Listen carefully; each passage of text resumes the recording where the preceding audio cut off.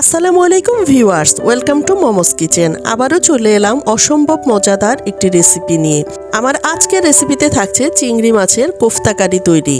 আপনারা তো বিভিন্ন রকমের মাছ মাংস দিয়ে কোফতা কারি তৈরি করে খেয়েছেন, তবে আজকে আমি কচু চিংড়ি দিয়ে কোফতা কারি তৈরি করে দেখাবো। এটা খেতে কিন্তু ভীষণ মজাদার হয়।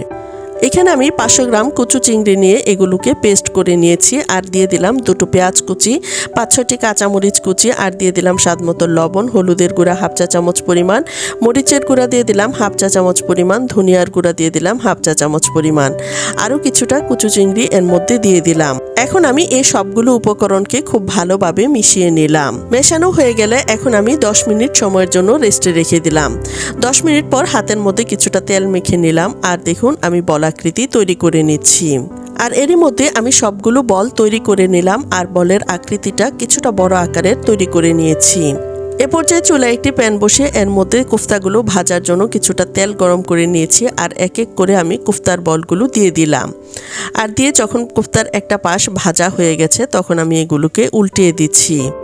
কোফতাগুলোকে আমি উল্টে পাল্টে খুব সুন্দর করে ভেজে নিলাম। এখন আমি এগুলোকে তুলে নিচ্ছি।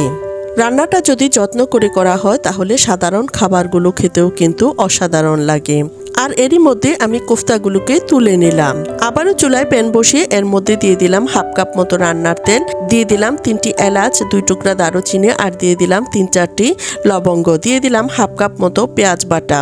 এখন দিয়ে দিলাম স্বাদমতো লবণ, 1 চা চামচ পরিমাণ আদা পেস্ট, আর 1 চা চামচ পরিমাণ রসুন পেস্ট।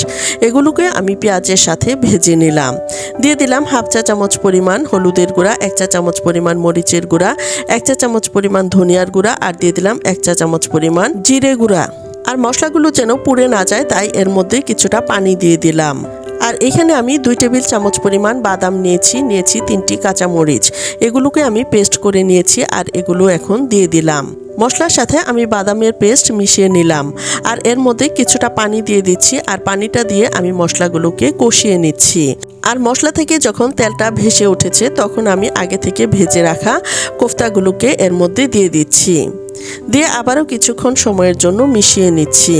কোফতাগুলোকে আমি মশলার সাথে 4-5 মিনিট সময়ের মতো ভেজে নিলাম। এখন আমি এর মধ্যে দিয়ে দিচ্ছি নারিকেলের দুধ। এখানে আমি 1 কাপ পরিমাণ নারিকেলের দুধ দিয়ে দিলাম। আর চিংড়ি মাছের সাথে নারিকেলের দুধ ব্যবহার করলে কিন্তু এটা খেতে অসম্ভব মজাদার হয়। এখন আমি নেড়েচেড়ে মিশিয়ে নিলাম, আর ঢাকনা দিয়ে ঢেকে আবারও প্রায় 5-6 মিনিট সময়ের মতো রান্না করে নিলাম। এখন দিয়ে দিলাম 3টি কাঁচামরিচ। আবারও প্রায় 4-5 মিনিট সময়ের মতো অল্প আঁচে রান্না করে নিলাম। এখন আমি এর মধ্যে কিছুটা পেঁয়াজ বেরেস্তা দিয়ে চুলার জাল বন্ধ করে দিচ্ছি। চিংড়ি মাছের এই কোফতা কারি তৈরি করাটা খুবই সহজ, আর খেতে কিন্তু অসম্ভব মজাদার হয়। আর দেখুন এটা দেখেই বোঝা যাচ্ছে কতটা লোভনীয় হয়েছে। এখন আমি পরিবেশন করে দেখাচ্ছি। সামান্য পেঁয়াজ বেরেস্তা দিয়ে আমি গার্নিশিং করে নিচ্ছি। আশা করছি আমার আজকের এই ভিডিওটি আপনাদের অনেক বেশি ভালো লেগেছে। আজ এ পর্যন্তই। আল্লাহ হাফেজ।